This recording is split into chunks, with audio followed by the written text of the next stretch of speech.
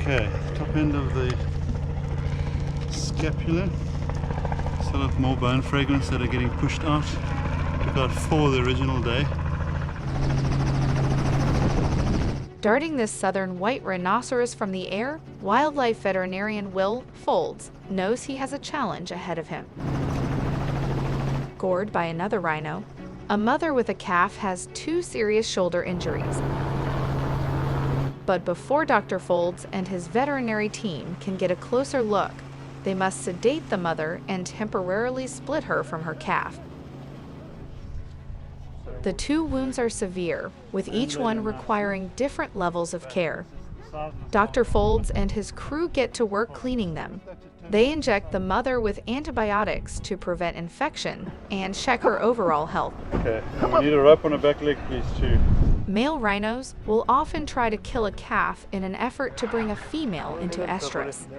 But female rhinos are fiercely protective of their young and often suffer injuries like these defending them. Yeah, so far this looks on track, and it hasn't got any worse on the top, which is where all that pus was coming out of last time. It does look like the side is draining well enough.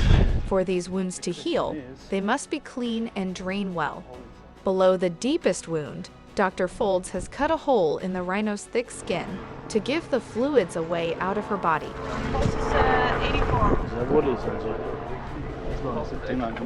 Bacterial infection could kill this mother, even though the actual goring did not. That worked well. She's woken up nicely, happy with the way she's using her legs. Hopefully, when we come back to in a week's time, things are looking good. 2 weeks later, Dr. Fowlds and his team dart her again for another checkup. So this wound, 2 weeks ago, there was a hole in there, which is still there. It went right into the muscle. One wound is healing nicely, but the other has filled with sticks, dirt, and bits of bone. Top end of the scapula. Still have more bone fragments that are getting pushed out. Took out 4 the original day. There's another piece that's broken loose. Once awake, she trots off to find her calf, and the vet team makes plans to return 2 weeks later. On that next trip, Dr. Fowlds does not like what he sees. Just not getting the stuff to drain. Even with the team's best efforts, the wounds and infections do not heal. Dr. Fowlds makes the humane decision to euthanize her.